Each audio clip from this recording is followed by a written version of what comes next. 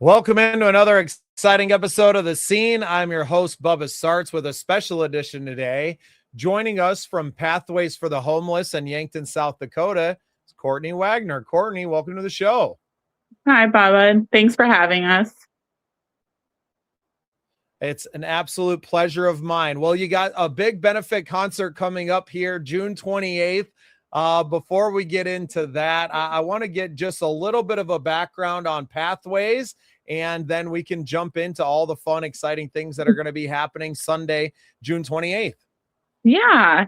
Pathways began in 1994, so we've been operating for 32 years here in Yankton.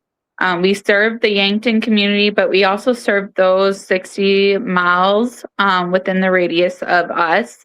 So it could be as far as Vermilion, it could be as close as Sioux Falls, but it has to be within that 60-mile radius, and then have some type of tie to Yankton on top of that.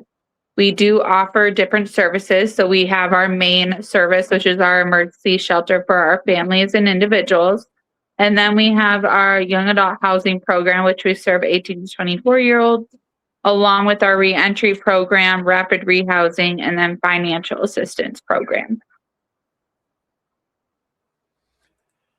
Incredible stuff. And obviously it functions as a nonprofit, and not always is it enough in government funding that are able to fund these that are non-government agencies, correct? Correct. So our emergency shelter area is primarily funded through private donations. So this would be basically funded through the community. So that would be like food, clothing, monetary donations. Versus like our reentry program, it's funded through the South Dakota Department of Corrections. And then we have our YHDP program, which is funded through a YHDP grant. So it definitely varies. But if you want to take away, we are primarily 75% funded through private donations. Incredible, and such a need that you are facing. I think a lot of people don't understand, and as someone who has experienced homelessness at different parts in my life, I understand what a benefit these are to the community.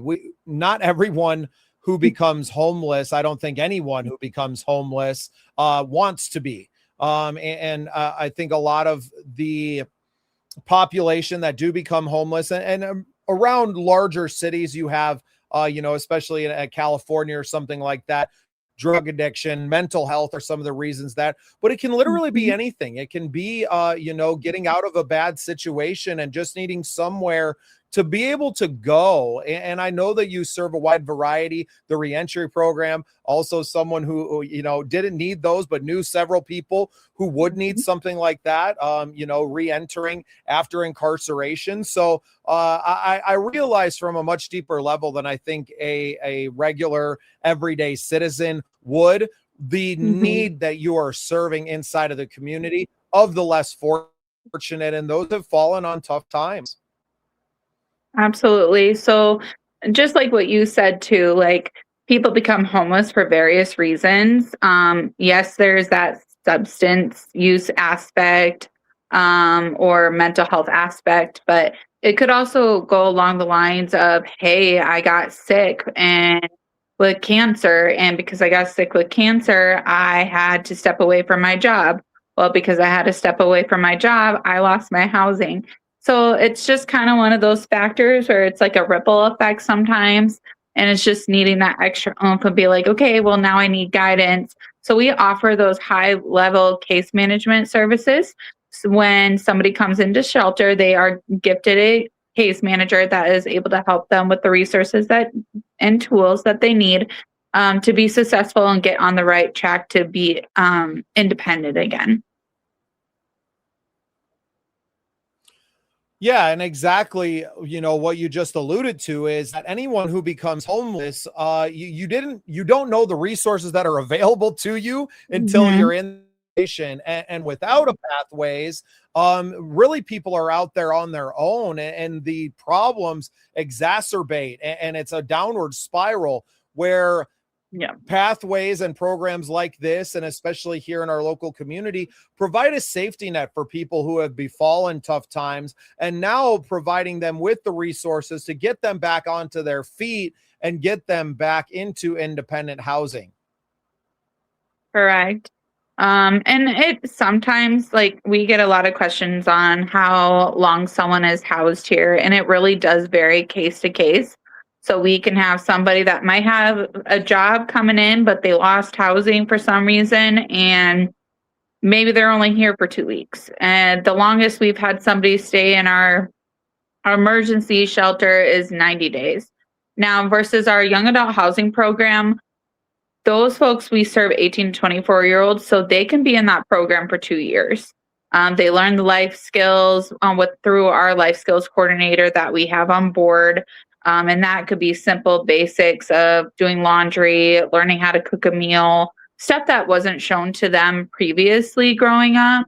So it's great to like kind of have that intervention before, they become older and the cycle just kind of continues on.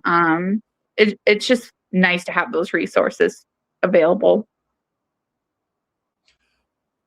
Yeah, and as someone who experienced a lot of turmoil in my early years, and that led to further and further problems, trouble with the law and substance abuse issues, I'm going to have you back, Courtney. We don't have a ton of time today, but I want to really dig in to that program with you sometime in the future. And maybe it will be an opportunity for me to take the quick half-hour trip from Tyndall over to Yankton to see this facility and maybe talk with some of these young people that are going through this program, because I think it is incredible what you're doing to have that, because it took me until I was 30 and coming through and having to learn some skills, through the prison system, even to build up into that and to learn a trade so that I could be the man and the father that I am today. So how nice to know that there's a program out there that is trying to work with these young adults that, in a lot of times, no fault of their own, that they're in this situation,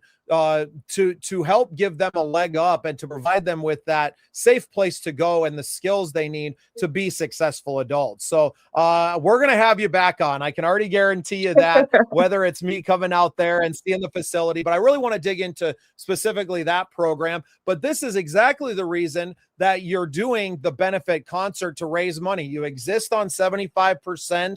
Private donations, and it's not always, people are never going to really find you unless they've become aware of you through someone maybe they know doing it. So I think a great move that you've made here to throw a big benefit concert to raise awareness around the foundation, but now to also raise some money for that too. So Sunday, June 28th at Ben's Brewing Station, right there in Yankton, you're hosting the Pathways Benefit Concert featuring Justine Crawford. Tell us a little bit more about the event and what people can expect in attending.